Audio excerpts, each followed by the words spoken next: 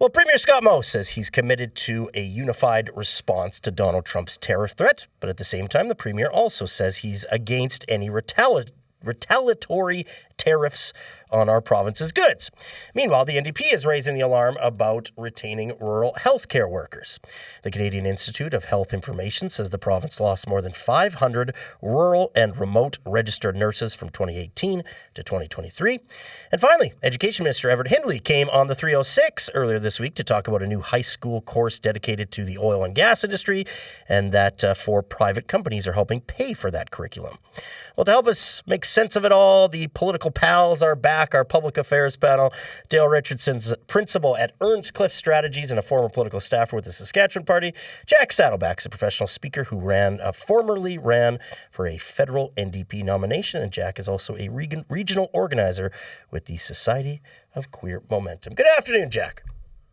Good afternoon. And hello, Dale. Hello, Peter. Dale, let's start with you. I think I'm already tired of talking tariffs. Yeah, same. But we're going to make you do it today. What do you make of Premier Moe saying, he's against those retaliatory tariffs on the province's goods? Yeah, I mean, what else is the guy going to say?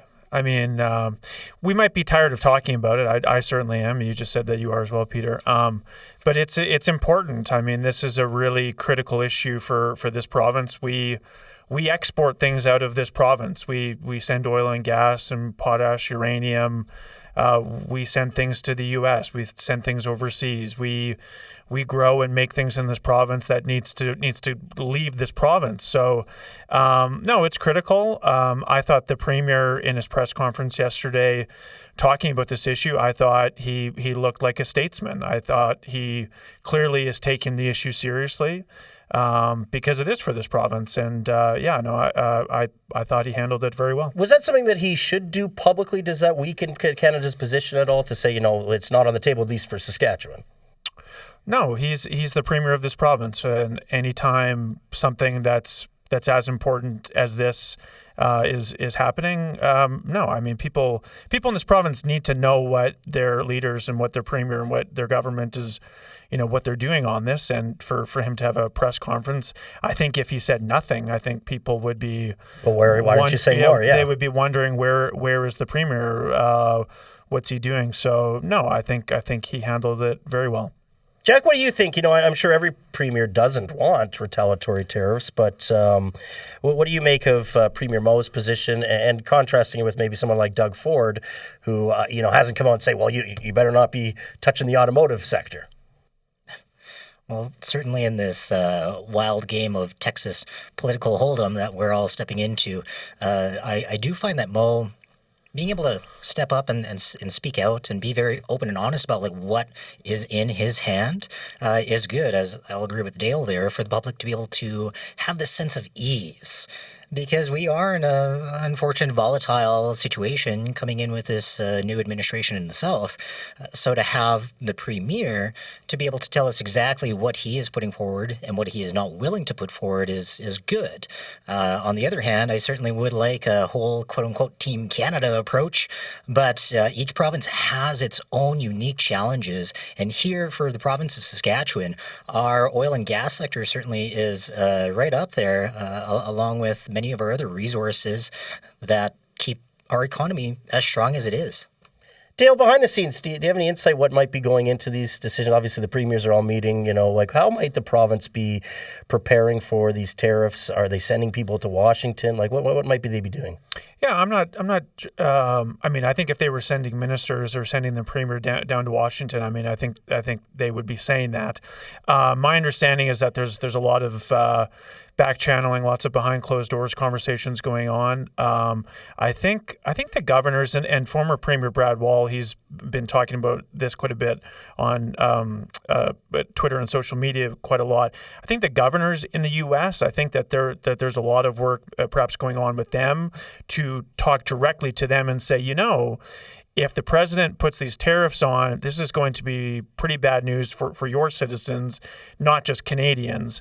And that's important because those are voters. It's impacts on voters directly. If the price of gasoline goes up in North Dakota or Minnesota or any kind of important state to to Donald Trump, the governors in those states are not going to be very happy about it because their citizens are going to be saying, hey, what's the deal with the price of gas going up? Oh, it's because of Donald Trump's tariffs. And then there's blowback from it. So, no, there's a lot of work going on behind the scenes on these things. And yeah, I mean, it's full blast on this. Jack, any thoughts? Do we need to be doing more on that? Like Dale was mentioning, send ministers to the United States to get in front of people? I want to say yes and no. Yes, in regards to being able to have these conversations down south and to have the real people impact be seen by these individuals who are our counterparts, to be able to hopefully sway them a little bit. At the same time, no, because we're also still in an unknown situation where the whole tariff threat hasn't actually come to fruition yet. We are looking at next Friday, which is February 1st, and as Mo had so eloquently said, we have to take these threats from Trump. We have to take them seriously, but we're not necessarily not to take them literally. So there's a lot up in the air, and I think right now it's a very cautious waiting game. Yeah, it's a great point by Jack. A lot of people really still don't know what is going to happen. Exactly. Yeah. I mean, it seemed a couple of days ago like Trump came into office and there was a news report out that there's actually not going to be tariffs. And then he was asked about it in a press conference. And he said, oh, yeah, February 1st. It might happen. So, yeah, it may happen, it may not. I guess we'll see. We will. Jack, shifting gears, the NDP pointed out that Saskatchewan lost more than 500 rural and remote nurses since 2018. How significant is that? It's pretty big. It's an unfortunate crisis that has been building over these how many years now? I know since 2018, but even before that, we've started to see a little bit of a decline happen within our healthcare system, and unfortunately, it has only gotten worse, and even a little bit more so since COVID happened and the restructuring of everything that we've seen within the healthcare system and our trust or maybe distrust for some folks within said systems. One thing I will say is that nurses within rural and remote communities are literally the front line of healthcare in those spaces. So when we do see a decline for us in metropolitan spaces or bigger urban spaces, it doesn't necessarily give as much of an impact. But for smaller communities such as L'Orange, if you have 3 out of 5 nurses, let's say, just throwing out a number there, leave that community, that is a big, big impact. Yeah, Dale, I mean, it's challenging retaining any healthcare workers, obviously more difficult with rural areas. And I always hate making both of you guys solve some of society's biggest problems. But, what are some possible... You're talking to the wrong people if that's what you're trying to do. Yeah? But, yeah, I mean, what are some possible solutions here? Nurses have suggested everything from better housing in rural areas to simply more consultation from the government to address this. Like, how does a province, go forward with retaining and getting people in rural Saskatchewan? Yeah, it's hard. I mean, I think that the Sask Party government in the last number of months since the election, even I don't know if it was specifically for nursing. They've thrown a lot of money in terms of trying to keep people in the province, whether that's doctors, specialists in particular, trying to keep them here or bring them to the province.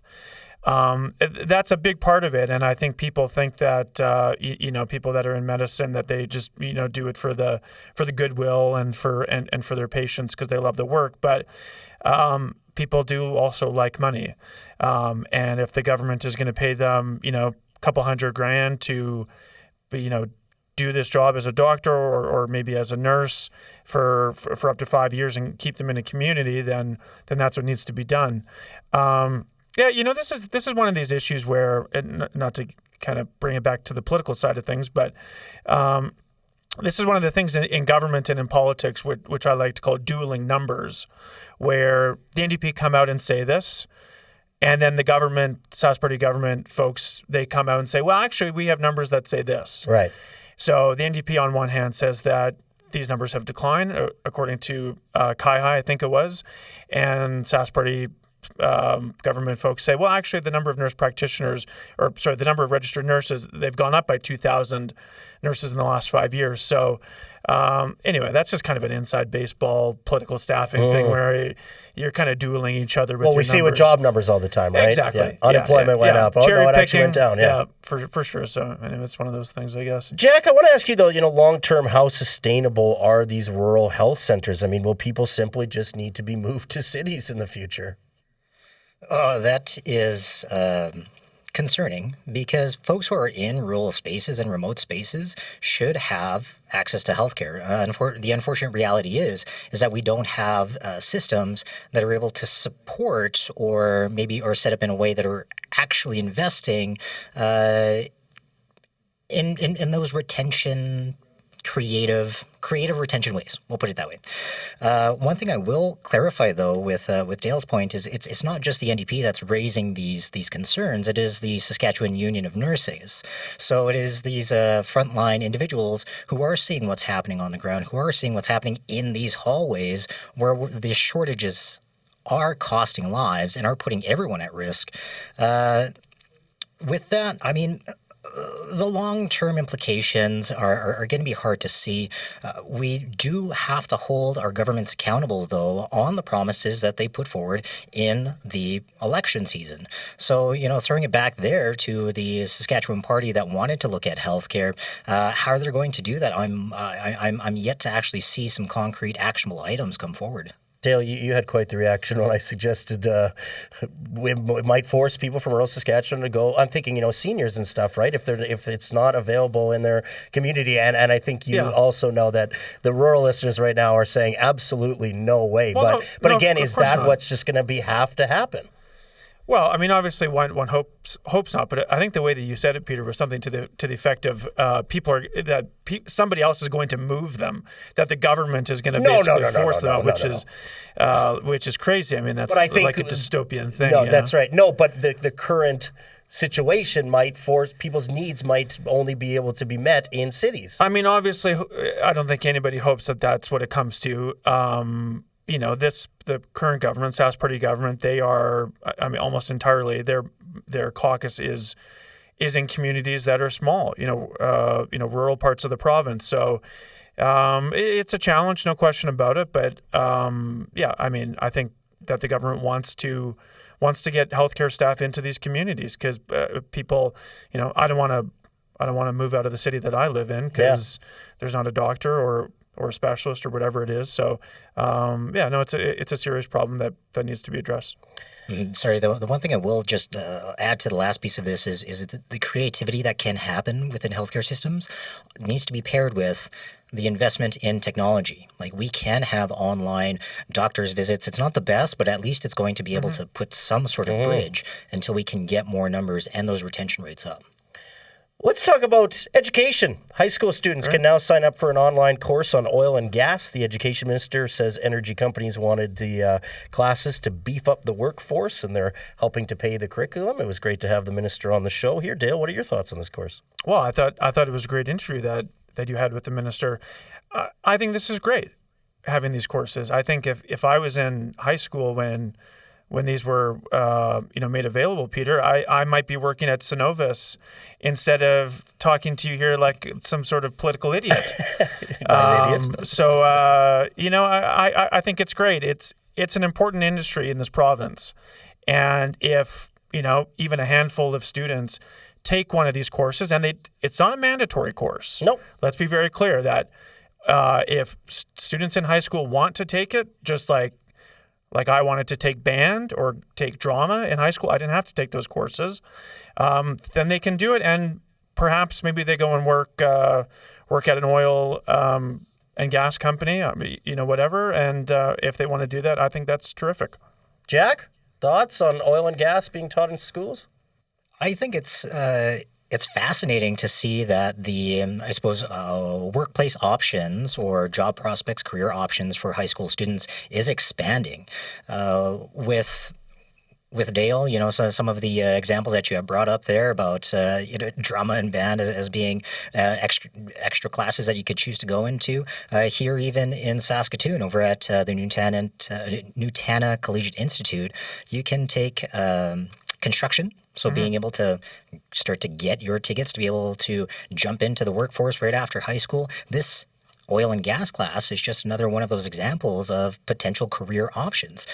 With that said, though, I would also want to expand this just a little bit more for folks to look at other areas within oil and gas that often go underlooked. We look at the environmental impact assessments that each and every new well or exploration of resources needs to have.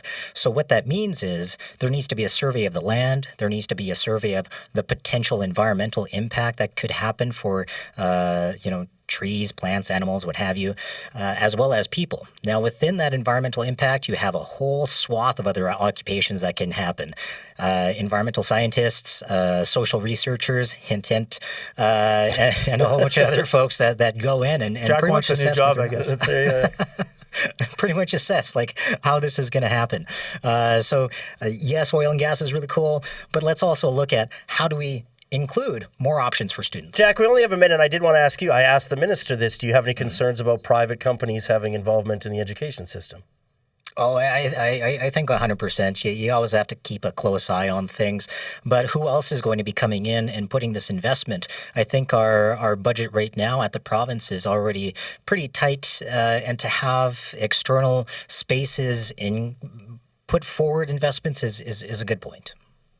Who's against this particular course, do you think, Peter? Because I'm having trouble coming up with anybody that I would know. Even people that are, not political type friends of mine. Well, we definitely have lots of listeners that reached out to us. I suspect there are on CBC. No, I bet. After that interview, but I just really wonder how many people at large would see this and go, "Ooh, boy, I don't like that." Maybe it's Greenpeace people, Florence Stratton, perhaps. Maybe she's calling in from Regina. I don't know. On the flip side, Dale, though, there are other countries that are doing some great work when it comes to diversifying education options when it comes to resources. What I mean by that is over in Germany, their solar power investments reach all the way into high school, where there's one school called Solar for Schools Education. So they put together curriculum for high school students and actually younger to be able to look into the science behind solar research. So, as much as we have oil and gas curriculum, what about solar curriculum as well? Yeah. Great. We'll have to leave it at that. Dale, I will send you all the calls and emails we get. Oh, yeah, please. About that. Can't wait to listen. Thanks, Jack.